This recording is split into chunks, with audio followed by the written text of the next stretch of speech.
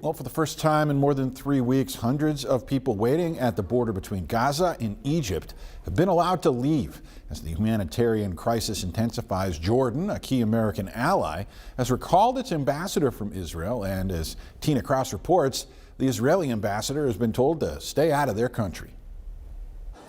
Hundreds of Palestinians holding dual citizenship left Gaza Wednesday, including some Americans, through the Rafah border crossing into Egypt. Ambulances filled with dozens of injured Palestinians were also allowed to leave. Headed into Gaza, more humanitarian aid, though health officials say the supplies are still just a fraction of what's needed for the millions of civilians living in the Hamas-controlled territory, which has been almost completely cut off since the brutal terror attack on Israel last month. The humanitarian breakthrough comes as Israel intensifies its military operations in Gaza.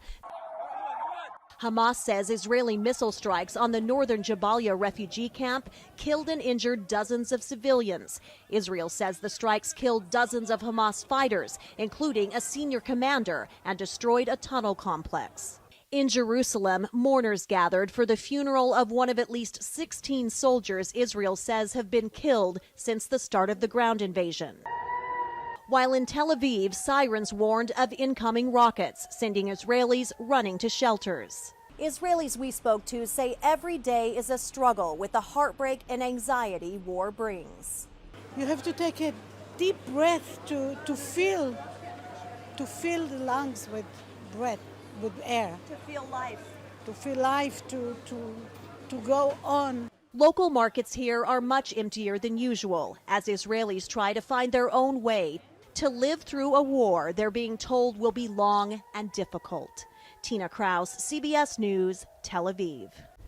And back here at home, lawmakers in the House of Representatives meeting tonight to write a bill that would provide aid for Israel in its fight against Hamas. The bill does not include money, though, to support Ukraine and some other national security needs. New House Speaker Mike Johnson, though, has been campaigning over to the Senate side for this bill. The House Republicans' proposal pays for the aid to Israel by cutting funding to the IRS and its plans to hire new auditors. In order to make a law, it has to pass both bodies and be signed by the president. And we'll see if the bill comes out of the House, and if so, what kind of margin it has. Any member of the House of Representatives that votes to fund the IRS and not to fight evil is something they're going to have to live with. Well, as you heard from Speaker McConnell there, or excuse me, Leader McConnell there, chances are very slim in the Senate, and President Biden has also threatened to veto this bill. But Speaker Johnson does want to vote on it as early as tomorrow.